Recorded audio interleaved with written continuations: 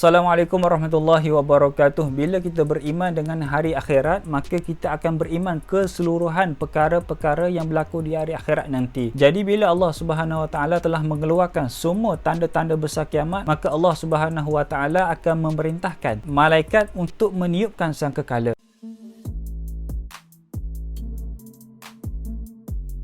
Jadi keseluruhan ulama berpendapat bahawasanya malaikat yang ditugaskan untuk meniupkan sangkakala adalah malaikat Israfil. Jadi malaikat Israfil ni sentiasa menunggu arahan daripada Allah Subhanahu Wa Taala untuk meniup sangkakala sampailah ke hari ini. Jadi tiupan sangkakala itu akan berlaku sebanyak 2 kali. Kali pertama bila tiupan sangkakala itu ditiup, maka akan menggegarkan hingga mematikan keseluruhan makhluk yang hidup di atas muka bumi pada ketika itu. Bila malaikat Israfil ni meniup sangkakala, maka keseluruhan makhluk yang bernyawa akan mati, iaitu manusia, jin, binatang, malaikat dan syaitan. Maka kelima-lima bangsa ni akan mati serta-merta bila ditiupkan sangkakala yang pertama. Jadi sangkakala yang kedua akan membangkitkan keseluruhan makhluk yang pernah bernyawa, yang pernah diciptakan oleh Allah Subhanahu Wa Taala. Kalau manusia daripada Nabi Adam sampailah hari akhirat dan sebagainya. Bila ditiupkan sangkakala yang pertama, kata Imam Ibn Kathir, ditiupkan dengan tiupan yang sangat-sangat menakutkan, sedangkan manusia pada ketika itu sebelum ditiupkan, manusia masih lagi berada di pasar-pasar, masih lagi berada di mall, shopping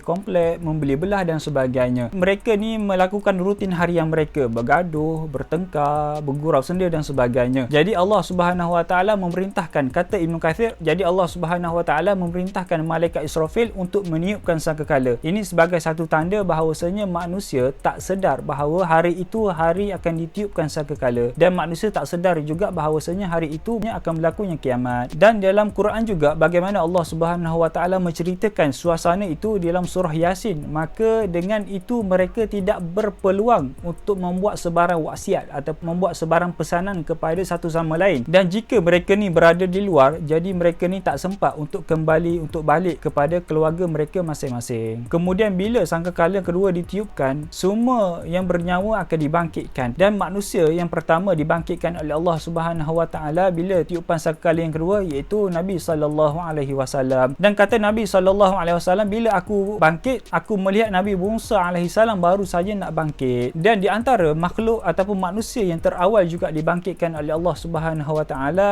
iaitu penduduk yang dikebumikan di perkuburan Baqi'. Di antara yang terawal dibangkitkan oleh Allah Subhanahu Wa Taala. Ketika itu manusia dibangkitkan dengan rupa asal mereka, dengan tinggi asal mereka. Kalau kita tinggi 170, 140, maka di akhirat nanti pun kita akan dibangkitkan dengan tinggi itu, dengan tinggi demikian, dengan rupa demikian, dengan wajah demikian, dengan gigi demikian. Kalau gigi di atas dunia ada 2 gigi saja, maka di akhirat nanti akan ada 2 gigi juga. Tak akan lebih, tak akan berkurang. Maka Allah Subhanahu Wa Taala mengekalkan keadaan asal kita di atas dunia dan dibangkitkan begitu juga. Jadi bila semua manusia telah dibangkitkan, maka manusia ni akan melihat ke kiri dan ke kanan. Kata Nabi sallallahu alaihi wasallam, ketika itu semua makhluk akan menuju kepada mahsyar, dan Allah Subhanahu Wa Taala menyebut dalam Quran, kamu akan melihat keseluruhan makhluk binatang akan berjalan bersama-sama kamu. Maksud kita akan berjalan sekali dengan binatang-binatang, dengan jin dan sebagainya kepada mahsyar Allah Subhanahu Wa Taala. Kata Nabi sallallahu alaihi wasallam, manusia ataupun makhluk akan menuju ke mahsyar dengan 3 cara, dengan 3 golongan. Golongan yang pertama iaitu golongan para nabi, golongan para rasul, para syuhada, para shadiqin dan sebagainya. Golongan yang ketiga iaitu golongan yang berjalan, wallahu alam berapa jauh pada mahsyar yang kita akan berjalan. Golongan yang ketiga, kata Nabi sallallahu alaihi wasallam, adalah golongan yang paling celaka sekali, kerana mereka ni akan berjalan, kaki berada di atas dan muka mereka akan menghentak-hentak ke bawah sehingga mereka kesakitan dan sampailah kepada mahsyar Allah Subhanahu Wa Taala.